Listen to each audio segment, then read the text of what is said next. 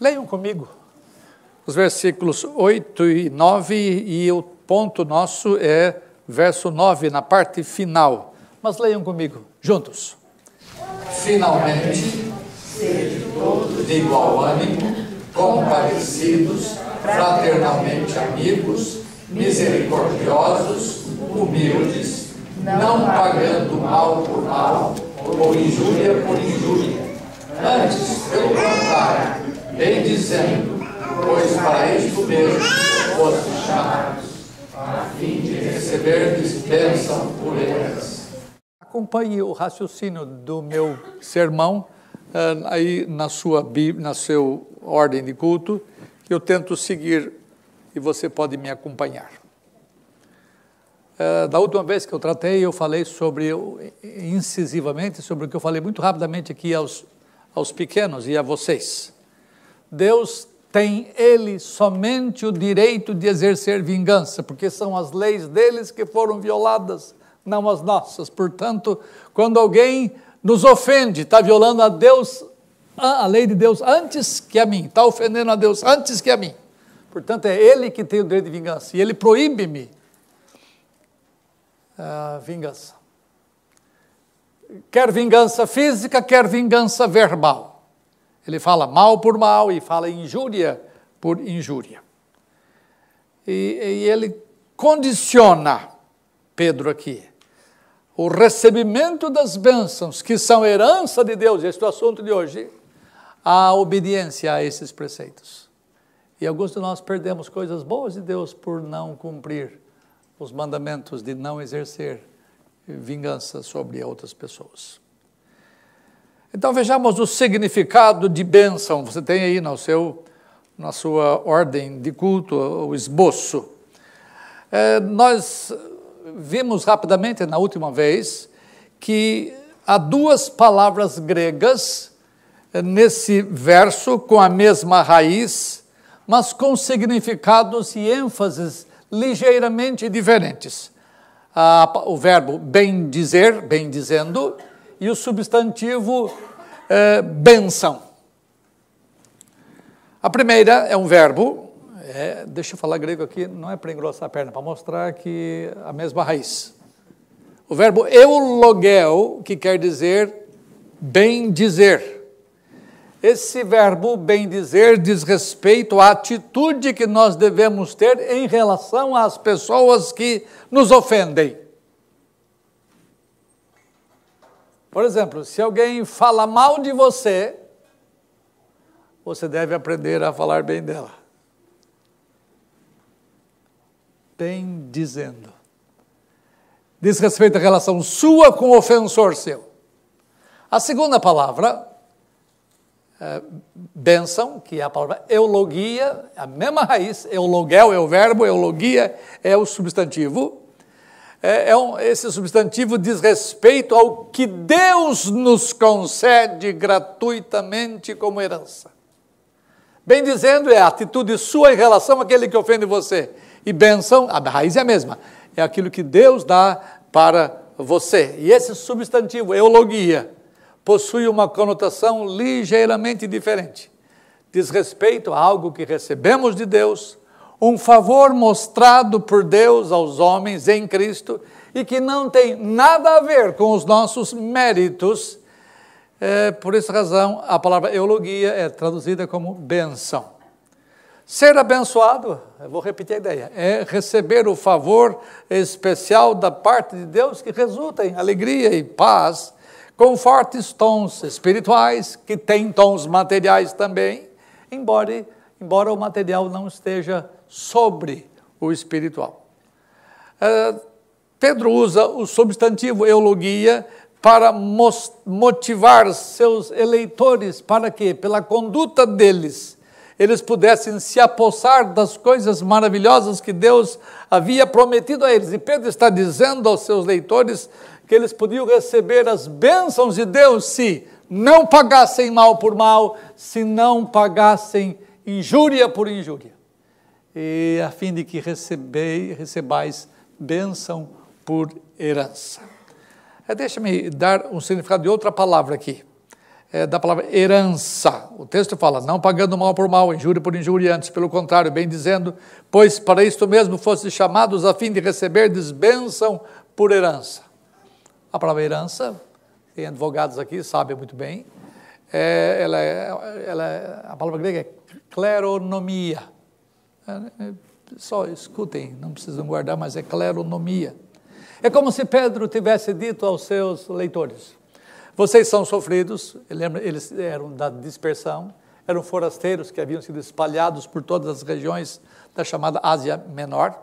Então vocês tiveram muitas perdas neste mundo, tiveram que abandonar suas casas, tiveram que abandonar suas famílias, vocês saíram escorraçados, fugidos para todo canto por causa do nome de Jesus Cristo. Não temam, porque agora vocês têm uma viva esperança. Ele fala no verso 4 do capítulo 1. E vocês têm direito agora, que não tinham antes, graças à morte e ressurreição de Jesus Cristo, de possuir uma herança. Lembra? Bênção por herança. A herança é uma porção que nós recebemos de um ancestral, isto é, de alguém que veio antes de nós, pai, avô, etc. E é um direito do qual nós nos apossamos com a morte do ancestral, ou do pai, ou do avô. E a herança diz respeito à posse dessa porção atribuída a você. Nós somos filhos de Deus e Ele nos tem reservado uma porção muito preciosa para nós. Só que Deus não precisa morrer para você tomar posse da herança. Deus é vivo, Deus é vida, é eternamente vivo, mas Ele reparte o que é dele conosco. Quem teve de morrer, atenção, foi o filho dele. Por causa de quê? Porque nós não tínhamos direito a herança nenhuma. Nós não éramos filhos. Mas Jesus Cristo morreu para que nós pudéssemos ser membros da família de Deus. Logo, com direito à herança. Por isso que a Bíblia fala que nós somos herdeiros de Deus e co-herdeiros com Cristo Jesus. Nós recebemos as bênçãos da herança que Deus nos deixa pelos merecimentos de Jesus Cristo. Lembra, essa herança você e eu não tínhamos direito, mas passamos a tê-lo por causa da morte de Jesus Cristo. E nós somos filhos de Deus e Ele nos tem reservado esta preciosa herança. Veja, o tempo quando é que a gente passa a receber a herança? O conceito de kleronomia, herança, tem uma conotação a ver com o que é agora e com o que será no futuro. Por isso é forte o conceito teológico de kleronomia. O conceito de herança, ou kleronomia, possui tons fortemente soteriológicos, ou salvadores. Possui fortes tons escatológicos, ou seja, diz respeito às coisas que vão acontecer no futuro. Ela está relacionada, essa herança, com o que Deus faz hoje e com o que Deus vai fazer amanhã em nós e por nós. Então vejamos o tempo da herança no presente. Siga, se você der conta de acompanhar na Bíblia, alguns textos. Veja, os remidos recebem hoje, aqui e agora, o reino de Deus. Eles herdam, daí é uma herança, herdam o reino de Deus. 2,5 de Tiago diz assim, ouvi, meus amados irmãos, não escolheu Deus os que para o mundo são pobres, para serem ricos em fé e herdeiros do reino que Ele prometeu aos que o amam? 3 verdades sobre esse verso, sem comentário. Primeira verdade desse verso 5. O reino de Deus é uma herança que diz respeito à riqueza de fé. Veja que o texto diz isso. Segunda verdade. O reino de Deus é uma herança que está vinculada à eleição divina. Não escolheu Deus os que são pobres para serem ricos em fé. Terceira verdade, o reino de Deus é uma herança prometida aos que o amam. Então, a herança Deus dá para você, que você toma posse dela pela fé, vamos ver mais tarde um pouquinho. Essa herança tem a ver com o fato de Deus botar você na lista dos favorecidos dele, e, por consequência, você passar mal. E o reino de Deus, portanto, é uma herança. 25, 34 de Mateus, Aí, logo a seguir, você deve ter pelo menos o endereço aí. Mateus 25, 34 diz assim: então dirá Jesus Cristo, o Rei, aos que estiverem à sua direita: vinde, benditos de meu Pai, entrai na posse do reino. O reino de Deus é uma herança, que nós vimos no verso anterior. O reino de Deus é uma herança, então é hora de vocês entrarem na posse do reino. 3 verdades. O reino de Deus é uma herança que pertence aos benditos de Deus. E é coisa legal saber que você está entre esses benditos, porque existem aqueles malditos de Deus. Lembra? Apartai-vos de mim, malditos, para o fogo eterno. Chega para mim os benditos, os herdeiros do reino. São coisas de Deus, eu não vou discutir o que Deus faz, mas Ele faz assim. Segunda verdade, o reino de Deus é uma herança da qual nós tomaremos posse no futuro. O reino de Deus, terceira verdade, o reino de Deus é uma herança preparada antes de tudo existir. Mas alguma coisa diz respeito a aqui e agora. Você e eu somos cidadãos do reino. Se você pega Mateus, por exemplo, 5:7, 5:8, fala lá dos mandamentos do reino. E você já está debaixo da suzerania, está debaixo do governo de Deus. Portanto, você é súdito do reino. Então, há um sentido em que você toma posse agora, não de tudo, mas de bênçãos desse reino. E tem que viver as regras desse reino, que Deus reservou para você antes do mundo existir, antes da fundação do mundo. O reino de Deus é um privilégio exclusivo de cristãos. Deixa eu só citar 2 textos aqui rapidamente, 1 Coríntios 6 e Gálatas 5. Ou não sabeis que os ímpios não herdam o reino de Deus? Em Deus é herança para aqueles que Deus chamou, para aqueles que Deus escolheu, para aqueles que Deus deu riqueza de fé, aqueles que, por conseguinte, passam a amar a Deus, a eles pertence o reino. Mas não vos enganeis, nem impuros, nem idólatras, nem adúlteros, nem efeminados, nem sodomitas, nem ladrões, nem avarentos, nem bêbados, nem maldizentes, nem roubadores herdarão o reino de Deus. Isso aqui é uma verdade dura na presente sociedade, que bota uma turminha aí que está por cima, não é, hoje? Mas a Bíblia é taxativa, eles não são herdeiros do reino. Gálatas 5:21 ainda fala de algumas coisas. Invejas, bebedices, glutonarias e coisas semelhantes a estas, a respeito das quais eu vos declaro, como já outrora vos preveni, que não herdarão o reino de Deus os que tais coisas praticam. Portanto, se você é membro súdito do reino, é graça bendita. É dom divino que foi conquistado gratuitamente para você. Você não paga nada, mas Deus recebeu. Deus recebeu por quê? Jesus Cristo pagou. Então Ele tirou você da maldição e colocou você na sua bênção. Por isso que é bênção como herança. Então a prática dos pecados é uma evidência incontestável da ausência de muita gente no porvir bem-aventurado. Eu espero que entre os que me ouvem nesta manhã não haja nenhum desventurado, nenhum impuro, nenhum adúltero, nenhum idólatra, nem efeminado, nem sodomita, etc, etc. Para que você seja contado entre aqueles que são herdeiros do reino. Mas os remidos herdam não somente o reino, mas vamos especificar um pouquinho, eles herdam o que eu chamo aqui de vida eterna. Mateus 19, 29. Alguém achou aí por acaso? Leia. Mateus 19, 29.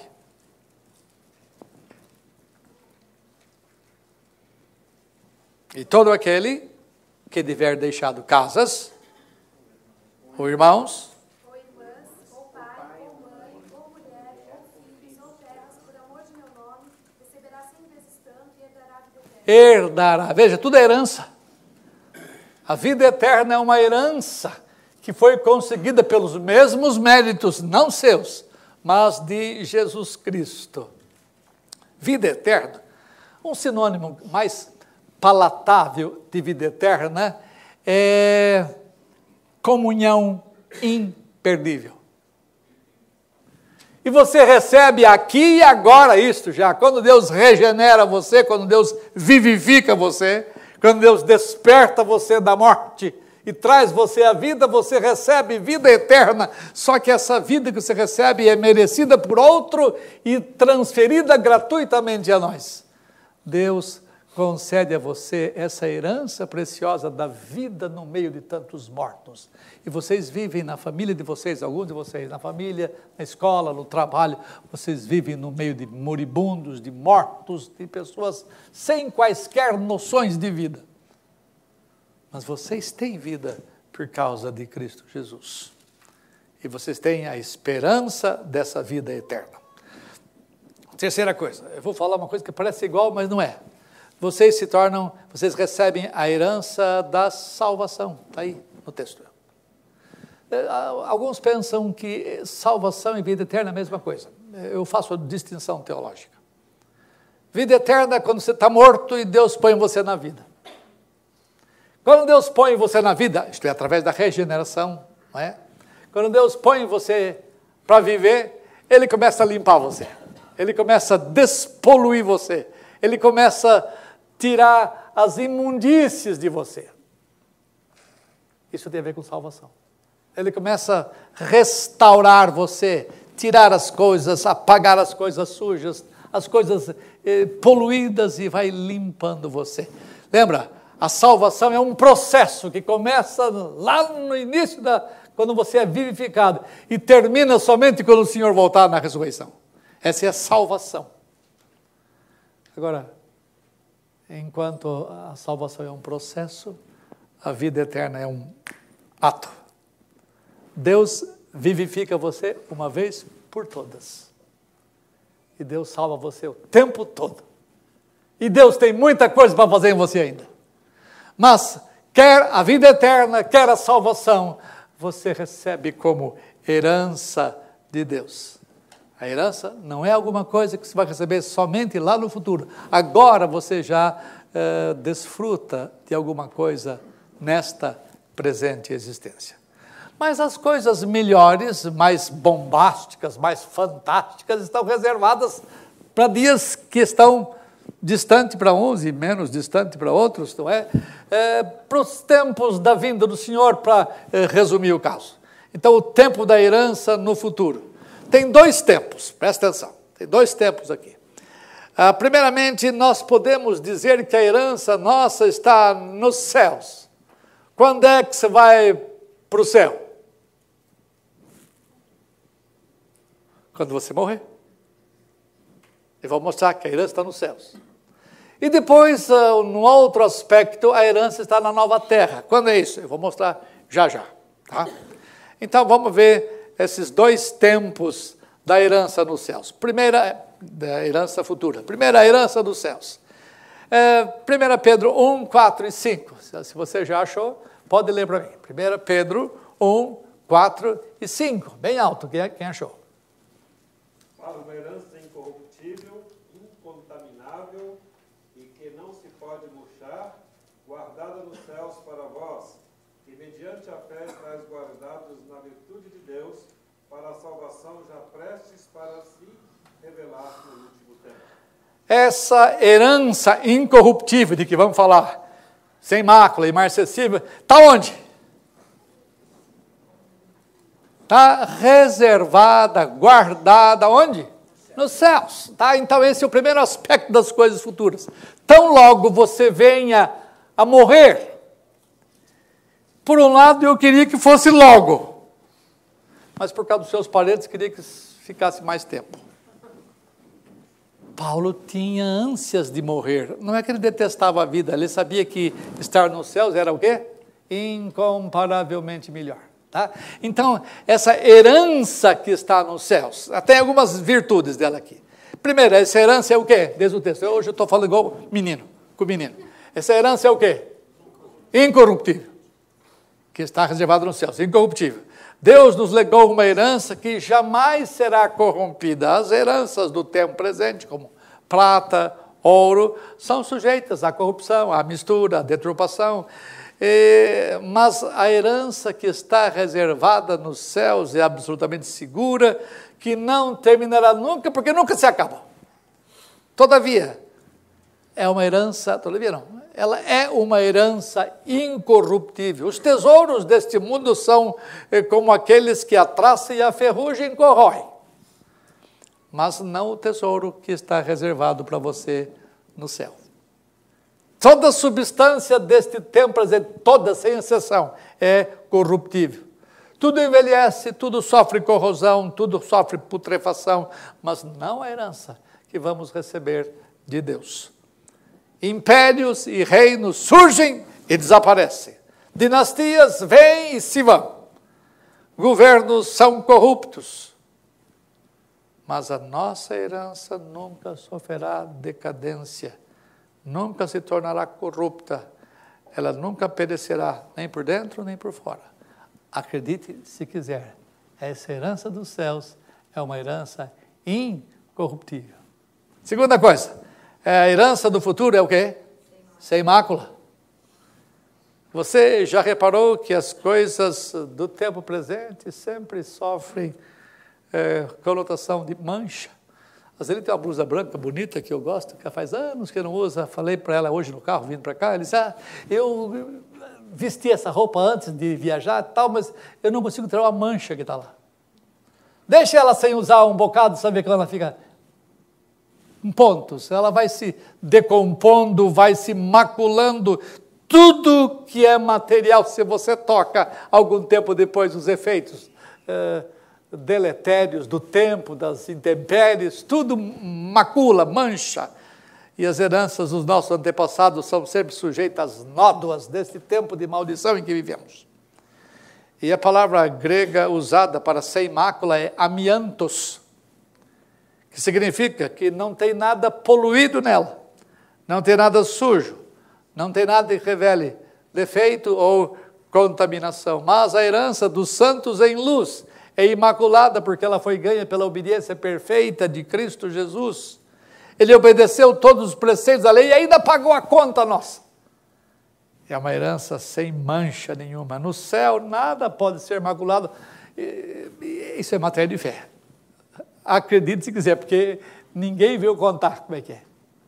É Deus quem diz. E fé é certeza das coisas que se esperam. Fé é convicção dos fatos que nós não vemos. Isto é, você não precisa ter evidência para crer. Porque se tem evidência, fé não é necessária. Mas o que é matéria de fé? Paulo diz que carne e sangue não podem herdar o reino de Deus. Carne e sangue significa coisas incorruptas, coisas sem mácula, sem mancha. Terceira coisa, mesmo em português a gente não sabe, né? A terceira coisa que é a herança dos céus é imarcessível. A gente não sabe nem em português o que é isso, né? Imarcessível, e a palavra grega é amarantos, significa alguma coisa que não murcha, alguma coisa que perdura eternamente. É uma herança que não se desbota, que não descora, é uma herança de cor firme. É nesse sentido que ela dura para sempre, que ela nunca perece. Possui uma beleza interminável. As mulheres gostariam que isso fosse verdade hoje. Nós também. Quando construímos as moradas neste presente século, nós as consideramos bonitas. Alguns de vocês já tiveram o privilégio de construir casas e fizeram o melhor que vocês puderam. Todavia, à medida que o tempo passa, essas casas começam a apresentar sinais de desgaste e de sujeira, e depois de alguns anos tem que começar a pintar outra vez, tem que começar a reformar os vazamentos, etc, etc. Tudo se deteriora, tudo se decompõe, e nós temos que cuidar de tudo, porque enquanto estamos nesta presente circunstâncias, todas as coisas estão debaixo da chamada segunda lei da termodinâmica, ou seja, tudo tem a tendência de se deteriorar, tudo envelhece. Por isso que alguns de nós apelamos para a cirurgia plástica, né, para melhorar um cadinho. Mas ela não tem necessidade disso, porque a herança que Deus vai dar a você, inclusive o seu corpo, lá na nova terra, não vai precisar dessas emendas. A herança do futuro está reservada nos céus, diz o texto. Ela está reservada nos céus. Eu vou repetir a ideia que eu disse há pouco tempo. O céu é um lugar temporário, para onde vamos remidos até que Cristo venha. Os que morrem vão estar com Cristo. Eles ficam com Cristo nos céus até que chegue o dia da volta dele conosco. Eu vou morrer um dia e vou ficar com Cristo até que ele volte. E eu vou voltar junto com a minha mãe, com meu pai, com os irmãos nossos na fé que morreram. É um lugar temporário. E essa herança está reservada ali, nesse lugar temporário, e ali ninguém mexe. Ela está segura, porque o céu é um lugar seguro, ali ladrões não escavam nem roubam. É um lugar inexpugnável. Não se esqueça de que você ainda não tomou posse desse troço. Está reservado para depois. Você tem que crer que o que Deus disse é verdade. E ninguém toca naquilo que Deus reservou para você. Está lá reservada nos céus. Está guardada de forma que ninguém toma o que nos pertence. Nenhum tribunal deste mundo pode transferir a nossa herança para outra pessoa. Nenhum. E nenhum tribunal deste mundo tem o direito e a capacidade de alterar o que está destinado para nós no céu. Portanto, ela foi conquistada por alguém que mereceu tudo para nós, Cristo Jesus, nosso Redentor, e depositada em nosso favor ali. A herança está reservada para aqueles por quem Cristo morreu. Essa é a primeira parte. A segunda parte é que essa herança tem outra conotação futura. Eu falei em céu, e agora eu falo na herança futura que está reservada na nova terra. Aqui alguns podem ter diferença comigo, mas você ouve opinião diferente. Diz o texto de Mateus 5:5. Bem-aventurados os mansos, porque eles herdarão a terra. E essa terra da qual o texto fala não tem nada a ver com esta terra aqui, com esta presente terra. Que nem Abraão tomou posse da terra. Um pedacinho sequer. Muitos de nós somos sem terra até hoje. Que não tem o seu... E muitos vão morrer sem terra. Então, o texto fala que os mansos herdarão a terra. Esta é uma promessa que começa a se iniciar no completamento da nossa redenção. Ela não tem nada a ver com o tempo presente. Não tome um verso, se você tem mansidão no coração, não tome esse verso para dizer, Senhor, me dá a minha casa, me dá o meu apartamento. Você não tem direito de fazer isso, porque não é dessa terra que o texto está falando. Muitos homens mansos da terra nunca receberam um pedaço sequer de terreno para construir a sua casa. Moisés, que foi o homem mais manso sobre a terra, está lá em Números 12. Ele nunca entrou na terra da promissão. Moisés foi um bravo, mas não recebeu porção na terra. E até hoje, muitos de Deus nunca tiveram lugar definitivo de morada. Todavia, certamente Moisés, outros de nós, terão parte na restauração da nova terra, juntamente com outros remidos. E a promessa de herdar a terra é somente para os remidos que aqui são chamados de mansos. A expressão herdarão a terra ocorre algumas vezes no Antigo Testamento. 3 versos do mesmo Salmo. Salmo 37, 9 diz assim: porque os malfeitores serão exterminados, mas os que esperam no Senhor possuirão a terra. Esse texto aponta para a veracidade do verso comentado de hoje. Os ímpios ou malfeitores serão exterminados da terra, eles não estarão presentes na nova terra. Deus não dará lugar a eles na nova terra, mas aos mansos, sim, estes possuirão a terra, porque são os que esperam no Senhor. Verso 11 do 37, Salmo. Mas os mansos herdarão a terra e se deleitarão na abundância de paz. A herança da terra inclui uma vida de perfeita harmonia e paz, que nós tantos almejamos aqui, mas nunca nós alcançamos aqui. Sempre nós presenciamos guerras e rumores de guerras. Isto vai aumentando à medida que o tempo do fim chega. Mas aqueles que esperam no Senhor, eles possuirão a terra, eles herdarão a terra. Verso 22. Aqueles a quem o Senhor abençoa, possuirão a terra. Novamente diz o texto. Os amaldiçoados serão expelidos desta terra na volta do Senhor, porque Deus vai renovar a terra e vai mandar os remidos para a nova terra e os outros para não sei para onde. Isto é, não sei onde que Deus vai botá-los. Num lugar apropriado para a maldade deles, apropriado para o corpo refeito deles, mas sem as belezas, sem as glórias do corpo dos remidos. Eles vão para um lugar que é chamado de fogo, é chamado de segunda morte. Mas nesta terra não.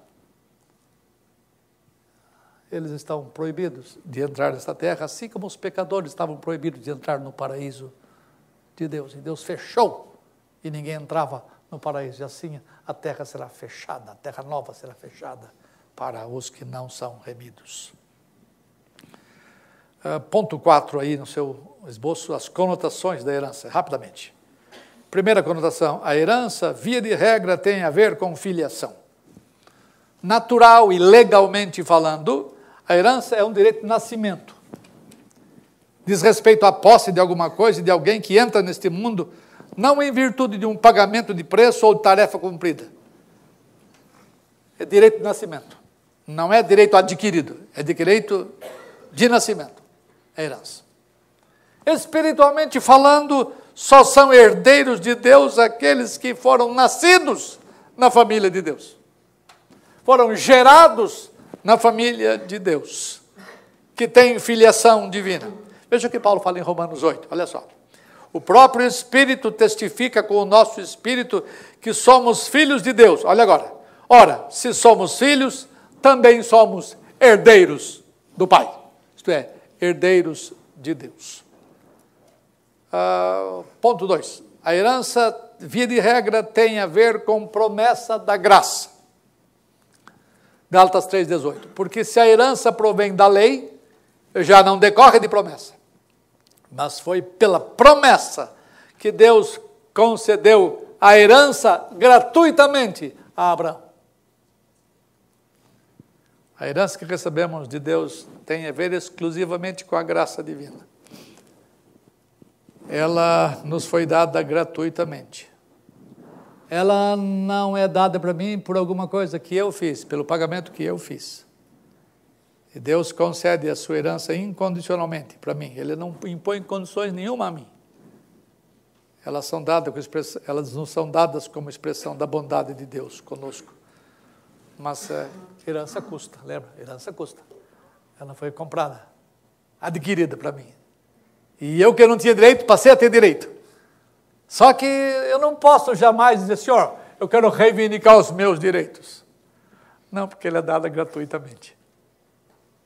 Nunca se jacte dentro de Deus, Senhor, eu reivindico, eu ordeno, eu declaro, eu faço o que mais que eles falam por aí hoje. Eu determino. Não faz isso, é loucura. Você pode dizer, Senhor, mostra a tua graça comigo. Dá-me a herança que me cabe. Mas porque outro irmão seu pagou a conta.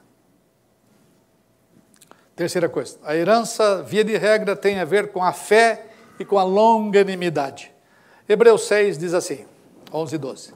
Desejamos, porém, continue cada um de vós mostrando até o fim a mesma diligência para a plena certeza da esperança, para que não vos torneis indolentes, mas imitadores daqueles que pela fé e pela longanimidade herdam as promessas.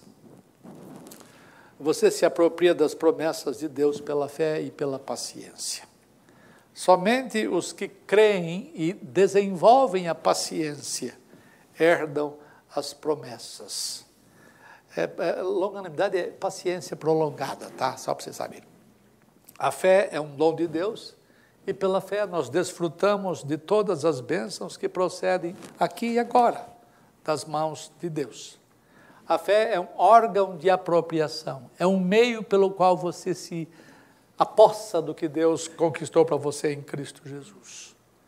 Lembra bem, a fé nunca é base das coisas. Eu sou salvo por causa da minha fé. Coisa nenhuma, você é salvo por causa de Cristo Jesus. Pela fé você toma posse das coisas que Deus conseguiu em Cristo para você. E o texto fala aqui, pela fé e pela longanimidade. Há certas promessas de Deus que parecem demorar muito, não é? Nós esperamos longamente por elas. Deus quer exercitar em nós esta espera longa e demorada às vezes. Mas Deus nunca tarda, mas Ele demora. Nunca tarda porque as coisas vêm no tempo certo, no tempo apropriado. Mas no nosso calendário tarda. Então nós precisamos desenvolver a paciência. E a herança tem a ver com a fé e com a paciência. Você herda as promessas, mas você precisa aprender a esperar pelo tempo de Deus para o cumprimento das promessas. Quarta coisa, a herança, via de regra, tem a ver com arrependimento. Isso aqui é feio, pesado. Hebreus 12, escuta lá, 12, 17. Pois sabeis que, posteriormente, querendo herdar a bênção, Esaú foi rejeitado, pois não achou lugar de arrependimento, embora com lágrimas o tivesse buscado. Arrependimento como a fé é um dom de Deus. Você não dá conta de arrepender-se por si só, de você só, com coisas nascidas em você, com força sua. Você não consegue nem crer nem se arrepender. E Esaú viu a besteira que havia feito, lançando fora o direito de primogenitura. Depois quis recuperar e acabou, não deu mais. Arrependeu-se, chorou, mas não teve mais volta. Embora com lágrimas tivesse buscado arrependimento, não conseguiu. Porque arrependimento é dom de Deus, não esqueça disso. Se você um dia se arrependeu dos seus pecados, e ainda se arrepende dos seus pecados diários, e você chora os seus pecados, isso é graça divina, isso é dom divino para você. Portanto, eu peço que você entenda isto. Que você chore os seus pecados, que você encontre lugar de arrependimento e receba o perdão de Deus para você herdar a bênção. Quinta coisa, a herança tem a ver, via de regra, com a mansidão. O texto que nós lemos há pouco fala assim, mas os mansos herdarão a terra e se deleitarão na abundância de paz. Mansos são aqueles que, sofrendo as agruras desse mundo, sofrendo as perseguições, sendo espezinhados, sendo maltratados, sendo despojados dos bens, simplesmente entregam o paletó, entregam tudo, falam, o Senhor tem controle sobre isso. O Senhor é dono da minha vida, Deus dá, Deus toma. Seja bendito o nome do Senhor. Mansidão é você entregar os seus direitos. É você abrir mão dos seus direitos. Licitamente, justamente, porque é isto que Cristo nos ensina a fazer. Isto é ser manso. Lembra, manso é o contrário de bravo. O que não é manso, se alguém mexe na coisa dele, a primeira coisa que ele vai é de volta. Ele luta pelos direitos dele. Mal sabe ele que os direitos dele não são dele, são conseguidos por graça. Portanto, se você recebeu graça, aprenda a ser gracioso com os outros, aprenda a bendizer ao invés de maldizer, ao invés de vingar, essa é a ideia. Antes, pelo contrário, bendizendo aqueles que vos maldizem. É o texto que nós comentamos na vez passada. Então, mansidão é alguma coisa que você e eu, principalmente, precisamos aprender a desenvolver. Aprender que Deus está por detrás de todas as coisas. Que Ele é Senhor e que Ele dará aquilo que Ele tem reservado para nós no tempo apropriado. Isso teve com paciência, e paciência é acompanhada de mansidão. Conclusões. Eu falei na vez passada sobre o ciclo do mal que é necessário que nós rompamos. Se quando você vinga, isto é, quando você dá o troco, quando você dá um tapa, quando recebe você dá outro, quando você recebe uma injúria, você dá o troco da injúria. Essas coisas fazem com que o ciclo do mal permaneça na nossa vida, na nossa família. E nós não temos o direito de vingança. Para que o ciclo do mal seja quebrado, alguém tem que sofrer o dano, alguém tem que sofrer o prejuízo. Antes, por que não sofrer o dano? Por que não sofrer o prejuízo, diz Paulo, escrevendo aos Coríntios. Eu tive pessoas que fizeram mal a mim, A princípio, eu já contei isso, a princípio, que até que o avião dele caísse. Essa é a tendência natural nossa, de vingança. E nós queremos que Deus vingue, quando não damos conta pessoalmente.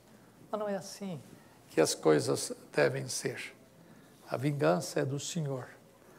Mas quando nós somos pacientes, quando nós somos longânimos, cheios de fé e sempre esperançosos no que o Senhor vai fazer, então nós nos tornamos herdeiros da bênção. Para se quebrar uma corrente viciosa de pecado, alguém tem que voluntariamente suportar o mal sem retaliação. E última verdade aqui. A quebra do ciclo do mal condiciona o recebimento de bênçãos. Pois para isto, verso 9 que estamos estudando, pois para isto mesmo fostes chamados, a fim de receberdes bênção por herança. Você e eu precisamos quebrar o ciclo do mal em casa, na família, na igreja, etc.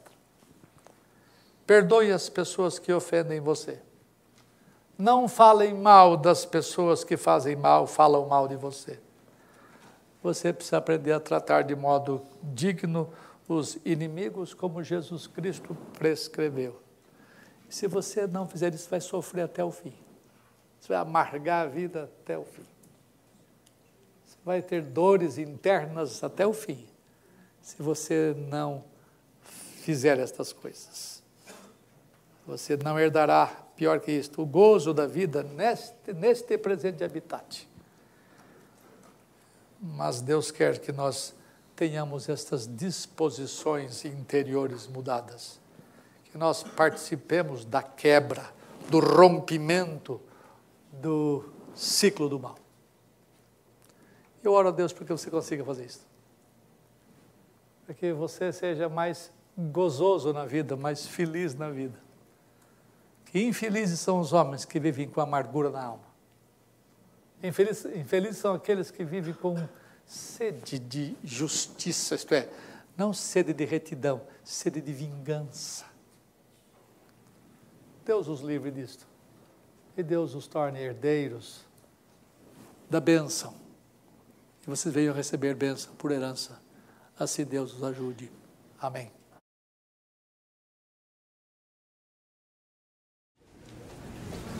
Uma questão que eu tenho dúvida, quando uma pessoa que é crente, é salva, morre hoje, ela já recebe o corpo incorruptível ou o corpo incorruptível é só a nova terra? É longa a história, mas eu vou tentar ser rápido.